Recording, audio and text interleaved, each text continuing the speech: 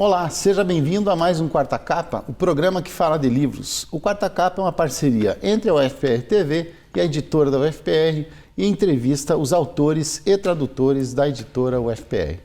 Hoje vamos conversar com Emerson de Oliveira, autor do livro Processos de Criação de Unidades de Conservação na Floresta com Araucárias, o caso do Parque Nacional dos Campos Gerais, ímpar na história da política ambiental brasileira. Emerson Oliveira é engenheiro agrônomo, mestre e doutor em conservação da natureza pela engenharia florestal na UFPR e trabalha na Fundação Grupo Boticário. Olá, Emerson, seja bem-vindo ao Quarta Capa. Tudo bem, professor Gilberto? Obrigado. Tudo bem, vamos conversar sobre o teu livro, que tem bastante curiosidade. E uma coisa que eu gosto de começar conversando, quando eu já sei, no caso do teu livro eu já sei, previamente, que ele foi uma adaptação de uma tese de doutorado. Exato. Então eu queria que você começasse falando um pouco sobre, primeiro, como surgiu a ideia de fazer uma pesquisa com essa temática e como é que foi a transposição, a adaptação da tese de doutorado para o livro. Na verdade, a tese, tanto a minha tese de doutorado quanto a dissertação de mestrado, ela tem a origem, inclusive, na minha graduação, enquanto estava na Universidade Estadual de Ponta Grossa. A região dos Campos Gerais, ali, que Ponta Grossa é o principal município, ela tem esse nome, não por acaso, mas em função dos remanescentes de campos naturais dos planaltos sul-brasileiros, que é uma região que tem um contexto histórico importante, é a região por onde os tropeiros levavam as tropas lá do Rio Grande do Sul até as minas de Minas Gerais e passavam por essa região, por ser a única região à época, mais de século atrás, que não eram cobertas no estado do Paraná por grandes florestas, especialmente a floresta com araucária no caso dos planaltos. E essa região, ela foi exatamente por isso, foi uma das primeiras a ser ocupadas no estado do Paraná, no interior do estado do Paraná, tanto que Castro é o segundo município mais antigo do Paraná, somente atrás do município de Paranaguá. E essa região, então, ela foi a primeira a ser ocupada, inicialmente por pecuária extensiva e depois por outras atividades. Mais recentemente é uma grande região, dos principais regiões de produção agropecuária do Brasil. E os chamados Campos Gerais não restaram praticamente nada, a não ser poucos resquícios nas áreas de relevo mais ondulado, de solo mais raso, onde não eram aptos para uma agricultura mais intensiva. E eu conheci algumas dessas áreas por intermédio de algumas pessoas que são bem importantes nesses processos, os nossos professores, Sim. O professor Carlos Hugo Rocha. Sim, mas na verdade você conhecia até do fato de nascer na região também um pouco, na verdade eu nasci em Irati. Irati, que era uma região ali próxima também, mais de floresta com araucária, Ela estava um pouquinho fora dos campos, Então eu já tinha desde a infância, essa proximidade muito grande com a floresta, embora a gente não saiba disso, a gente vai ao longo do tempo percebendo, mas a região realmente dos campos... Foi na formação daí. Exato. Quando eu fui para Ponta Grossa, aquilo me encantou também por ser diferente realmente, Ser a região de campos entremeados por floresta com araucárias ao longo dos rios, no entorno das nascentes. E Você se apaixonou pela paisagem? Sem dúvida, me apaixonei, especialmente porque uma dessas regiões em que eu fui apresentado pelo professor Carlos Hugo Rocha, em um trabalho de uma disciplina, era a região ali das nascentes do rio Quebra-Perna, um dos formadores do rio Tibagi, um dos principais rios aqui do estado do Paraná, também integrante da grande bacia do rio Paraná. E essa região de nascentes, por ter esse relevo declivoso, na divisa entre o Planalto de Curitiba e o Planalto de Ponta Grossa, na região da chamada Escarpa Devoniana, então ela ainda mantinha ali no meados da década de 90 algumas configurações bem importantes do que se imaginava serem os Campos Gerais que os primeiros desbravadores conheceram. Região com bastante encachoeiramento, tem algumas cachoeiras famosas ali, Cachoeira do Rio São Jorge, a Cachoeira do Buraco do Padre, que é muito famosa. Exatamente. A Cachoeira da Mariquinha. Então, realmente, são alguns lugares bem bonitos e característicos da região, que aí você, quando jovem e tal, e aproveita o final de semana para ir acampar, levar a namorada e coisa parecida. Então, aquilo realmente fica na história da gente. E logo que eu ao final da graduação, eu tive a oportunidade de conhecer alguns professores aqui da Universidade Federal do Paraná, em especial o professor Carlos Veloso Roderjan, é um grande naturalista, grande conhecedor da natureza, das regiões naturais do estado do Paraná, e apresentei para ele uma proposta de estudar a flora daquela região, que era ainda uma das poucas que tinham mantido a sua configuração original e tinha muito pouco na bibliografia, muita pouca coisa. Isso realmente. no nível do mestrado, ou era bolsa de iniciação? Em nível de mestrado. E assim, por eu ser agrônomo e tal, né, eu não tinha muito esse viés da questão da botânica, por exemplo, então, embora gostasse, mas a minha formação não era muito forte nesse sentido, né? Mas assim, por acaso, eu fiquei surpreso de ter sido aceito já de imediato, então terminei a graduação, já fui direto para o mestrado trabalhar com essa questão Daí graduação na UEPG e mestrado aqui na Universidade Federal do Paraná. Por acaso... fui aceito e, lógico, tive que estudar muito, né, entender um pouquinho melhor, e aí até verifiquei depois que eu acabei deixando um pouquinho de lado a flora dos campos, né, fazendo só um apanhado mais generalista da conformação vegetal ali e focando mais na floresta com araucárias mesmo, porque ela é mais simples, né. Você tinha uma ideia mais descritiva no começo, não? Mais descritiva. E depois você foi um pouco mais para coisa mais ambiental. Exato. Acabei indo mais para esse lado da necessidade da conservação desses ambientes. Sim. E assim, uma coisa bem importante é que muita gente desconsidera. A floresta com araucárias tem toda a questão aí a araucária, uma das árvores símbolo do estado do Paraná, então as pessoas, de um modo geral, têm um apreço muito grande pela árvore, né? Desconsideram um pouquinho... São lindas, né? Mas acabam desconsiderando um pouquinho a floresta como um todo, né? Porque tem toda uma biodiversidade ali, várias outras espécies ameaçadas nessa formação natural, mas ela é muito simples em se comparado aos campos.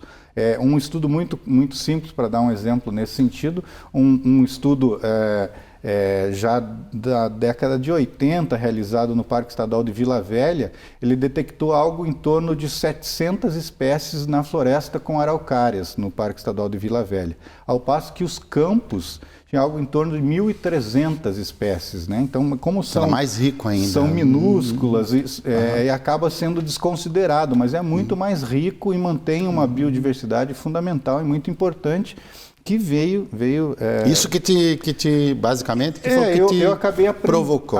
Acabei aprendendo um pouco disso à época do mestrado. E aí acabei concluindo, fiz um estudo da florística correlacionando com solos ali da região e tal, nessas nascentes do rio Quebra-Perna, que é o rio que ele tem a sua queda no buraco do Padre, né? Então tem essa característica bem importante. Eu apresentei minha dissertação de mestrado, fui trabalhar, fazer alguns trabalhos de consultoria. Sim. E passei num concurso para o Ministério do Meio Ambiente em 2003 e fui para Brasília, né? Então eu tinha uma experiência tinha começado a trabalhar com algumas unidades de conservação, as áreas protegidas no Brasil, com plano de manejo, implementando unidades de conservação. Aí unidades de conservação no Brasil. No Brasil todo. Não era só o Paraná. Aqui no estado do Paraná, em Minas Gerais, alguma coisa na Amazônia. E quando eu cheguei por essa experiência pequena que eu tinha de Amazônia, embora fosse importante, né, fui trabalhar lá de início com unidade de conservação na região amazônica, que tem todo o problema do desmatamento. Emerson, só para esclarecer para o telespectador que não é da nossa área, né? Claro. O que se entende assim por unidade de conservação? O que em poucas palavras, o que seria... São as áreas protegidas que o poder público, né, até por tratados internacionais e tal, tem o dever de manter protegido do homem, né? É uma coisa surreal, inclusive, né? A nossa espécie tem essa situação, que se você não proteger algumas coisas dele próprio, o homem vai lá e ele que vai destruir. Absolutamente com tudo, né? E o Brasil, por ser um país super visto pela comunidade internacional em função dessa biodiversidade, pelo potencial da natureza, nós somos considerados o país mais biodiverso do mundo, né? Um país muito grande que vai de áreas equatoriais até áreas subtropicais, então são ambientes muito diversos e que realmente desperta a atenção da comunidade internacional para a proteção de algumas dessas áreas. Então, a ideia das unidades é você estancar processos de movimento, destruição de áreas, você manter preservar espécies. Manter algumas coisas como originalmente deveriam ser ou eram, né? Realmente com toda a cadeia biológica funcionando, né? Protegendo mananciais que servem inclusive para abastecimento público, regulando o clima para as grandes cidades, inclusive.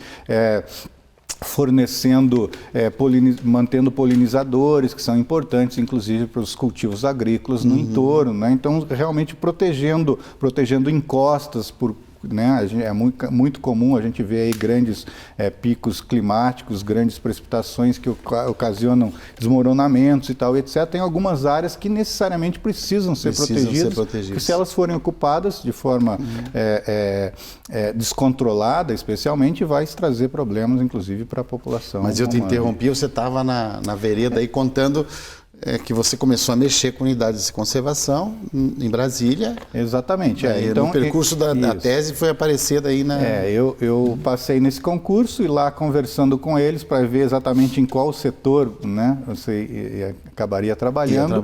Por essa minha experiência já com essas unidades de conservação, me chamaram para o Departamento de Áreas Protegidas do Ministério do Meio Ambiente, que era justamente, a missão mais urgente que eles tinham era criar novas unidades de conservação na região que é chamada do Arco do Desmatamento da Amazônia, onde realmente a floresta estava, ou continua ainda, infelizmente, em muitas áreas, caindo, né, por conta de ocupação de atividades econômicas das mais diversas. E aí tinha, exatamente naquele ano, foi um dos picos do desmatamento na Amazônia, que hoje o Brasil controla bem isso, com monitoramento por satélite e tal. Aquele ano teve um pico de desmatamento, comunidade internacional cobrando o governo brasileiro. Que ano foi isso mesmo? 2003 para 2004, exatamente. E aí foi-se instituído um plano nacional de controle do desmatamento da Amazônia, formado por diversos ministérios, capitaneado pelo Ministério do Meio Ambiente, e que, dentre diversas ações, tinha-se a proposição de se criar diversas unidades de conservação justamente para tentar defender esse avanço do desmatamento nessa região. Isso foi na primeira gestão do governo Lula, isso. O governo Lula presidente e a Marina Silva como ministra. E a Marina Silva também muito preocupada com essa questão, inclusive por ela ser lá da região amazônica, do estado do Acre. Então, tem conhecimento de causa. Acabei entrando nesse trabalho e foi importante. A gente conseguiu criar diversas unidades de conservação. Talvez um conjunto de unidades foram criadas naquela época de forma que não tinha sido criado ainda em tamanha quantidade e intensidade ao mesmo tempo. Então, mas elas chegaram criadas, que se fala, chegaram a ser implementadas? Foram criadas e estão sendo implementadas. Né? O processo de implementação depois, às vezes normalmente, normalmente não ocorre com a velocidade que se deseja e que se precisa, mas em se criando já se tira aquele ímpeto da especulação. Claro. Porque, especialmente na Amazônia... Você já afasta um pouco aquele mal interessado. Exatamente. Com má intenção, né? Como na Amazônia ainda a maior parte das áreas são áreas públicas ou áreas devolutas, né? Então que as pessoas que chegam de lá, especialmente migrando aqui do sul e do sudeste, é ocupar as áreas realmente para depois tentar realmente documentá-las, né? E você fechando essas áreas, reconhecendo-as como uma área protegida, com unidade de conservação, já inibe essa ocupação, já acaba sendo bem importante só o fato da criação. Isso foi um longo percurso, então nós vamos continuar no segundo bloco. Ok, tá certo? Okay. Você está assistindo a Quarta Capa, a gente já volta.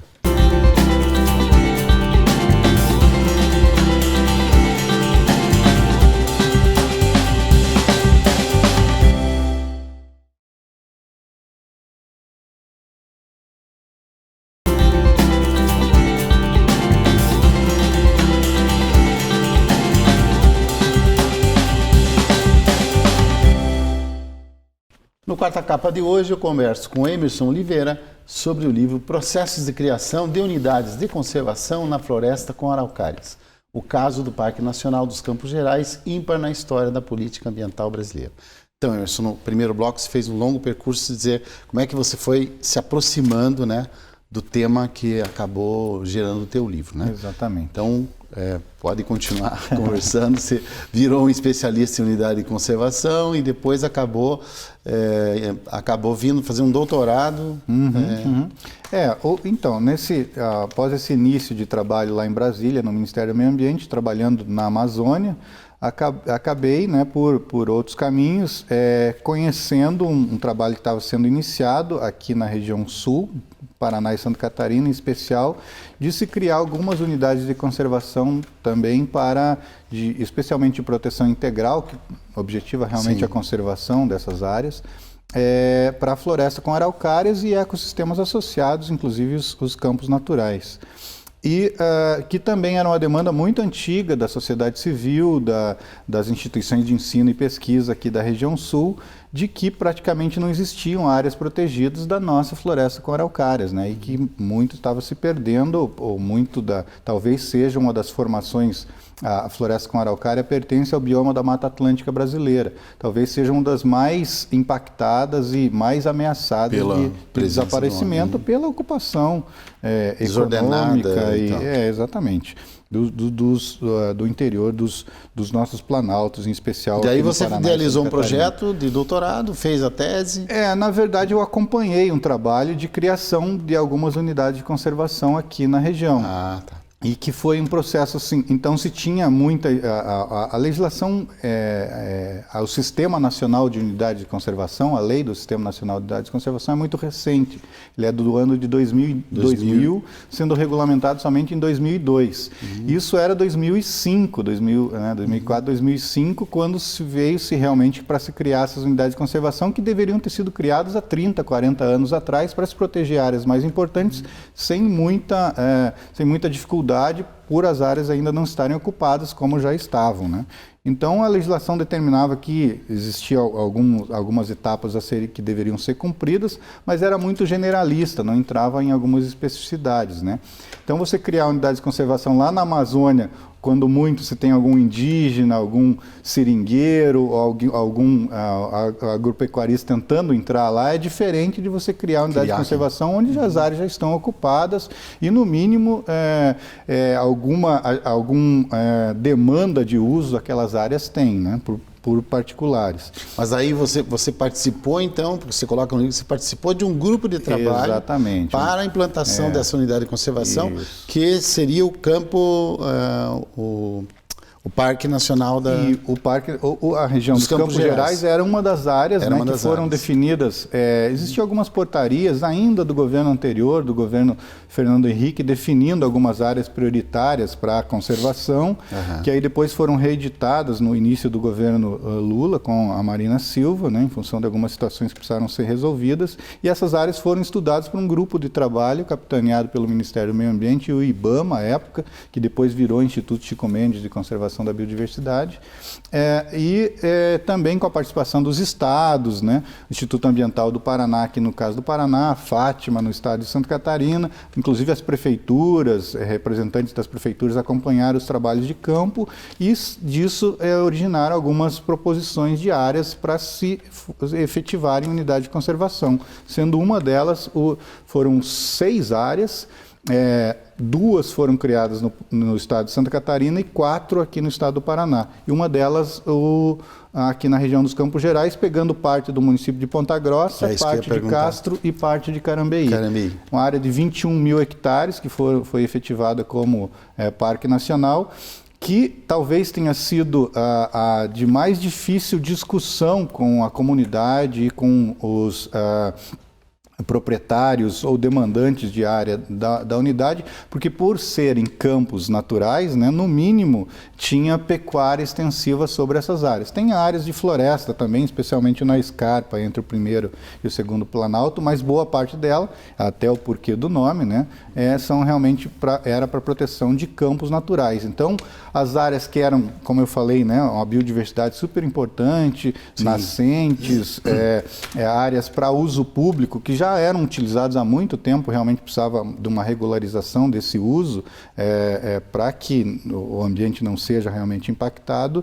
Essas áreas eram consideradas pelos proprietários e comunidade local como áreas produtivas. E o Ministério do Meio Ambiente, né, a comunidade acadêmica e científica, acabou dizendo que considerava como áreas com necessidade de conservação. Então existia esse conflito, né? Então o conflito foi grande. Você coloca no livro.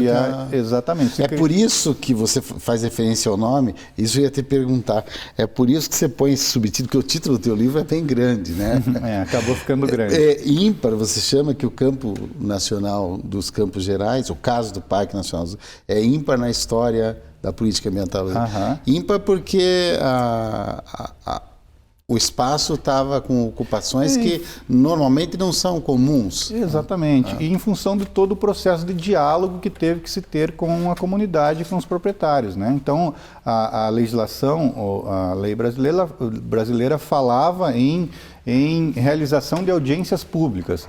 Não se falava como, não se falava em que tempo, não se falava quem precisaria estar envolvido, de que forma teria que ser o diálogo. Então foi feita uma grande reunião no auditório da Universidade de Ponta Grossa, com aquela mesa, né, com os representantes do poder público atrás da mesa, tentando, apresentando a proposta. E agricultores. Empresários, agricultores, comunidade, universitários. Então aquela situação de tensão, inclusive. Interesses completamente diferentes. Exatamente. Só que isso, logicamente, os proprietários entenderam que isso não era um processo de diálogo, realmente de discussão da proposta, né?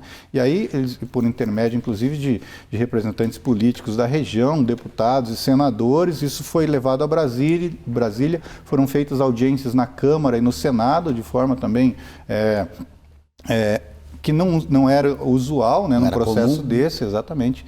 E outras reuniões no Ministério do Meio Ambiente, eu lembro de eu apresentar uma proposta onde estavam os 3 senadores do Estado do Paraná, a maioria dos deputados interessados num processo de criação de unidade de conservação. Isso era uma coisa que não existia. Inusitada. Ou pouco se tinha visto.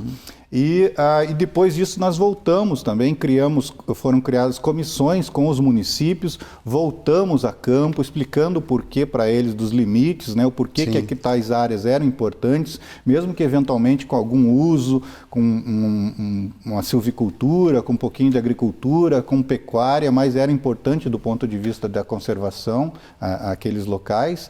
E uma coisa que a gente fez, eu inclusive participei desse processo, nós ficamos em Ponta Grossa, em todos os municípios, né, mas especialmente em Ponta Grossa, porque eram vários proprietários mesmo, a gente sentou de um por um dos proprietários em cima de imagens de satélite, com o computador, com os mapas, mostrando para eles o quanto da propriedade estava dentro do Parque Nacional ou não estava, né? Em muitos casos não estava, o proprietário ia para casa mais tranquilo e tal, né? Até desfazer os discursos que vão aparecendo, que então não tem a ver com a realidade. Sentamos de um por um, né? Só não sentamos com quem não quis conversar com a gente, né? Então, e foram muitos? Foi isso. Foram dos proprietários, diria que algo em torno de 80%, 90%, nós conversamos de um por um. Assim, eu já conhecia alguns, né? Acabou ficando meio amigo até ou não? Alguns eu já conhecia da época de graduação ainda e acabei com alguns amizade até hoje, com outros, logicamente, eles não querem ver a gente com muito próximo, mas um processo comum aí dessa situação. Então eu acompanhei todo esse processo, professor, e por fim, na minha proposta de doutorado, que eu iniciei em 2008 na Universidade Federal do Paraná, já concluindo o meu trabalho em Brasília, eu escrevi sobre isso em parte do meu doutorado. Quis registrar todo esse processo, né? Meu orientador o professor Dr. Franklin Galvão, da Universidade Federal do Paraná. Achou a ideia boa. Ele achou a ideia boa, então eu escrevi sobre isso no primeiro capítulo, depois eu fiz um apanhado da condição ambiental da área, já com o objetivo de ser útil à gestão do parque, para o seu plano de manejo, e por fim indicando áreas prioritárias para a desapropriação. Como o parque é muito grande, os recursos eles são escassos nesse sentido, a maior parte das áreas realmente estava sob domínios de particulares e necessariamente precisam, para o caso de unidade de conservação de proteção integral, como é um parque nacional, elas precisam ser desapropriadas, para que o poder público realmente tome conta da área. E em que pé? Porque a criação foi 2005? Foi concluído em 2006. 2006. Fechou 10 anos da criação, agora em março de 2006, do Parque Nacional dos Campos Gerais. Tá, mas como é que ficou ele é consolidado hoje? Ele está consolidado? Porque até o final do livro você faz meio uma queixa que, apesar de já fazer 6 anos ou 8 anos, não sei, época da criação, a implementação de fato ainda estava lenta, né? Assim, hoje, né? Como é que tá? Infelizmente, né, a situação do país, das nossas instituições públicas é que a área ambiental ela ainda é uma das que menos recebe recurso, né, de todo o conjunto de áreas que o poder público precisa cuidar. Exatamente, é uma coisa que talvez lá na frente eles percebam que não tava, isso não era muito adequado. Mas o fato é esse, exatamente. E, mais de todo caso, o parque ele foi, logo depois de criado, já foi nomeado um chefe, já tem uma equipe, hoje são alguns analistas ambientais, existe uma sede no município de Ponta Grossa, bem instalada, uma equipe com carros, com veículos, com GPS, com rádio. Porque no livro aqui ainda estava mais isso estava sendo processado. Mas hoje tem uma condição realmente de gestão de pessoal que até considerado comparativamente até é bem razoável. Eles também fazem a gestão compartilhada ali com a reserva biológica das araucárias, que é em Imbituva e Ipiranga, municípios próximos, né? Então eles usam a mesma sede e os analistas ali eles se auxiliam nas tarefas das duas áreas. E agora, assim, a notícia que a gente recebeu esse ano e ficamos muito felizes, e nós todas, na verdade, a academia e as instituições da sociedade civil continuaram acompanhando esse processo, visando realmente a implementação dessas áreas, né? E até aí eu tive a oportunidade de ingressar há 5 anos na Fundação Grupo Boticário, que foi uma das instituições que trabalhou pela criação dessas unidades à época, exatamente, e a gente continua auxiliando para que sejam implementadas. Nós temos diversos projetos de pesquisa que nós financiamos, que são realizadas na unidade de conservação. E ano passado nós tivemos a oportunidade de fazer um seminário para a apresentação desses resultados ao próprio Instituto Chico Mendes, né? Eles receberam isso super bem e ao final desse evento foi editado pelos pesquisadores que estavam lá presentes, que são os responsáveis pelas pesquisas, elaborar uma carta de recomendações indicando uma série de necessidades, e a primeira delas era exatamente a realização das desapropriações das áreas, né, da aquisição das áreas por parte do governo federal. E isso está acontecendo. Aliado a Fundação Grupo Boticário também realiza o Congresso Brasileiro de Unidades de Conservação. Ano passado, por ocasião dos 25 anos da Fundação comemorados aqui em Curitiba, nós realizamos a 8ª edição e ao final do evento são publicadas algumas moções que são propostas pelos participantes do Congresso, votadas em plenária, e uma delas também era no sentido de direcionar recursos para a desapropriação dessas áreas, propostas por professores da Universidade Estadual de Ponta Grossa. Graças a esses 2 documentos, segundo o próprio chefe do Parque Nacional, o Dr. Márcio Ferla, ele indicou que foram esses 2 documentos que fizeram com que um recurso esse ano fosse destinado à desapropriação do Parque Nacional.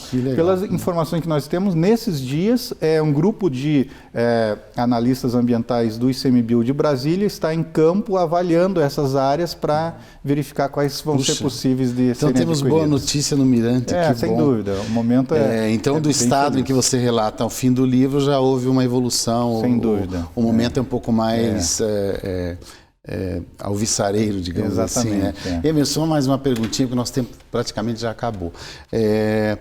Bom, você faz um relato, né? Teu relato é muito cuidadoso, né? Bem sequenciado, muito cheio de dados, de informação. Você tem...